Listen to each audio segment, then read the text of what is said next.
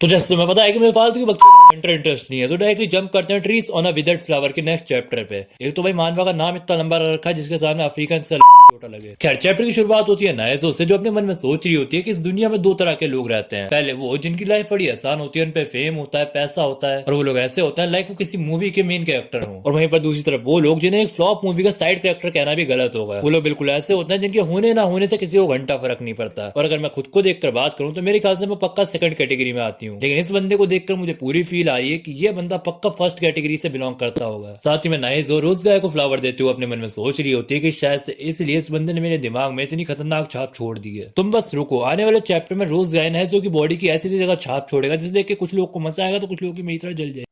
ऐसा बताओ नैसे को वर्कर नाइजो के पास आकर बोलती है कि तूने देखा उसने सिर्फ तुझसे फ्लावर खरीदे। ऊपर से वो बंदा तभी फ्लावर्स लेने आता है जब तू शॉप में होती है, तो इससे काफी ज्यादा चांसेस है कि उस बंदे का तेरे ऊपर क्रश हो। क्रश का तो नहीं पता, लेकिन ऐसी लड़कियां मुझे हमेशा थोड़ा दिमाग से क्रैक रखती हैं जिनको हर एक हैंडसम लड़का देख के ये लगता है कि इसका तो मेरी सहेली के ऊपर क्रश है। खैर ये तो मानवा है, लेकिन रियल लाइफ के अंदर खासकर इंडिया के अंदर कुछ छपरी बदसूरत लड़कियों को लगता है कि कोई सपनों का राजकुमार घोड़े पे बैठ के आएगा और मुझे अपने सोने के बैठा के लेके जाएगा। बेटी शक्ल देगा अपनी आईने में जाके, कोई चाय वाला भी तुझे बहन जी बोल देगा। लेकिन खैर ये सब बताओ, कोवर्कर की बात सुनकर नाइजो बोलती है लेकिन मैं तो उसे आज अपनी पूरी जिंदगी में पहली बार देखा है। ये सुनकर नाइजो की कोवर्कर नाइजो से बोलती है कि इस बंदे को लिटरली यहाँ पर आते हुए महीने हो गए हैं और तू कह रही है कि तूने आज तक इसे यहाँ पर पहली बार देखा। लेकिन खैर कर भी क्या सकता है, तेरा शेड्यूल ही इतना टाइट है, लेकिन फिर भी मुझे लगता है कि वो बंदा तेरे अंदर इंटरेस्टेड है। नाइजो से अपनी बकबक बंद कर, कोई पागल ही होगा जो मेरी जैसी ओल्ड वुमन को लाइक करेगा। नाइजो की कोवर्कर सुनकर बोलती है कि तू ओल्ड वुमन नहीं मैच्योर वुमन है, और आजकल यंग बॉयज का मैच्योर वुमन को लाइक करना एक ट्रेंड बन गया है, और ऊपर से तू इतनी क्यूट भी है, क्या पता वो बंदा सच में तेरे अंदर इंटरेस्टेड हो। एंड नाइजो से कोई पागल अंधा ही होगा जिसको मैं क्यूट लगूंगी। ये सुनने के बाद नाइजो कोवर्कर बोलती है कि तू सच में क्यूट है यार, तेरे को कोई बोलता नहीं है क्या।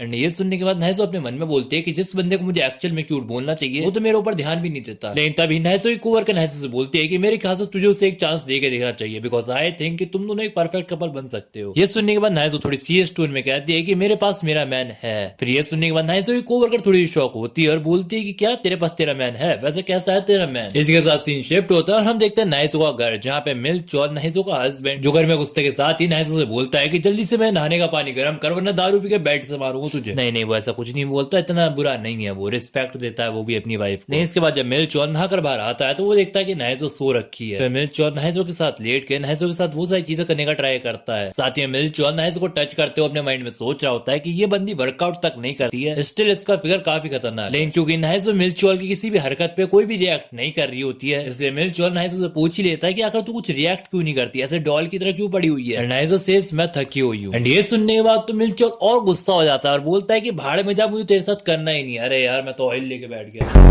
लेकिन यार इसके बाद नाइजो रोते रोते सो जाती है। एंड इसके बाद हम देखते हैं नाइजो का मॉर्निंग रूटीन, जहां पर वो 6 बजे उठ जाती है ताकि वो 8 बजे तक अपनी पार्ट टाइम जॉब तक पहुंच सके। अब सबसे पहले उठने के बाद मम्मी जी का काम होता है मिल चौल के लिए टेस्टी टेस्टी खाना बनाना। एक और इम्पोर्टेंट बात कि मिल चौल को हमेशा एक नई डिश चाहिए होती है खाने के अंदर, और क्योंकि मिल चौल को सुबह सुबह शोर शराबा बिल्कुल भी नहीं पसंद है, तो ये सारे काम नाइजो को बड़ी ही शांति से करने पड़ते हैं। और ये सारे काम खत्म करने के बाद रेडी होती है नाइजो अपनी पार्ट टाइम जॉब के लिए। और सबसे बड़ी बात, नाइजो खाना बनाने के बाद उस खाने को खुद नहीं खाती, बिकॉज वो पहले ही लेट हो चुकी होती है अपनी पार्ट टाइम जॉब के लिए, तो सीधे निकल जाती है अपने काम पर। खैर इसके बाद सीन शिफ्ट होता है और हम देखते हैं नाइजो को उसके पार्ट टाइम जॉब पर, जहाँ पर वही रोज गाय नाइजो के सामने खड़ा होता है। और नाइजो रोज गाय से पूछ रही होती है कि सर क्या आप वही सेम बुकेट लेंगे जो आपने पहले लिया था। एंड रोज गाय एक स्माइल के साथ नाइजो को हाँ बोलता है। एंड फिर जैसे ही नाइजो रोज गाय को रिसीट देने वाली होती है, उसके पेट से सेम वही आवाज आती है जो भूख के हमारे पेट के खाली होने पर आती है। भाई मिलचो शर्म आनी चाहिए तुझे, इतनी हॉट बीवी होने के बाद उसका पेट खाली है। बेटा अगर मेरी बीवी इतनी हॉट होती ना, साल के 9 महीने तो हमेशा उसका पेट भरा रखता मैं। लेकिन खैर ये पेट से निकली आवाज से नाइजो थोड़ी एम्बेरस हो जाती है और अपने मन में यही सोच रही होती है कि प्लीज ये आवाज इस बंदे ने ना सुनी हो। लेकिन रोज गाय वो चुपचाप स्टोर से बाहर निकल जाता है और जब वो वापस आता है तो वो बड़े ही प्यार से अपना सामान लेता है और फिर वो चला जाता है। लेकिन नाइजो देखती है कि रोज गाय ने अपना कोई सामान यहाँ पर छोड़ दिया है। एंड वो चीज कुछ और नहीं बल्कि एक सैंडविच होती है, जिसे जल्दी से नाइजो उठाकर रोज गाय के पीछे भागती है। एंड फाइनली नाइजो रोज गाय तक पहुंच जाती है। एंड फिर नाइजो रोज गाय को पकड़कर बोलती है कि सर आप वहां पर अपना कोई सामान भूल गए थे। रोज गाय हल्के से पीछे घूमता है, नाइजो की आंखों में आंखें डाल के बोलता है ओह ये चीज ये तो मैं जानबूझ के वहां पर आपके लिए छोड़ी थी, एक्चुअली ये चीज मेरी तरफ से आप जैसी प्यारी सी हार्ड वर्किंग वुमन के लिए एक छोटा सा गिफ्ट है। लेकिन रोज गाय बोलता है क्या आप इसके लिए इसलिए मना कर रही हैं बिकॉज आपके पास कुछ पीने के लिए नहीं है। लीजिए मैंने बस इसके अंदर से अभी तक बस एक घूंट पिया है और चिंता करने की जरूरत नहीं है, क्योंकि मैंने इसके अंदर कोई भी ऐसी जहर जैसी चीज नहीं मिलाई है जो आपकी सेहत के ऊपर गलत असर डाल सके। और इसी के साथ नहीं तो कंफ्यूजन भरे रिएक्शन के साथ ये चैप्टर एंड हो जाता है। भाई मैंने डमी की कोशिश करी हुई क्या, मजाक से हट के। आई नो वीडियो काफी ज्यादा छोटी है, जिसकी वजह से कुछ लोग ये भी बोलेंगे कि एक वीडियो में 2-3 चैप्टर कवर करना सही रहेगा। लेकिन अगर मैं तुम्हें थोड़ा सच बताऊं तो मैं इस वीडियो को रात में 1 बजे रिकॉर्ड करने बैठा था और अभी 6:30 से ऊपर हो रहे हैं सुबह के, और अभी 7 बजे मुझे जिम भी जाना है। हाँ, मैं मॉर्निंग जिम करता हूँ और उसके बाद 9 बजे मुझे जॉब पर भी जाना है। लेकिन चिंता करने की कोई जरूरत नहीं है, तुम्हारा भाई इस वीडियो को कुछ ना कुछ करके सुबह के 10 बजे तक निकाल देगा। और नहीं, किसी एडिटर को नहीं भेजने वाला हूँ ये वीडियो, मैं खुद एडिट करूंगा इसे। लेकिन यार जो भी हो, अगर तुम्हें वीडियो पसंद आई हो तो लाइक सब्सक्राइब कर देना, लेकिन करना तभी जब तुम्हें वीडियो पसंद आई हो। तब तक के लिए मैं चला, भगवान तुम्हारा भला करे।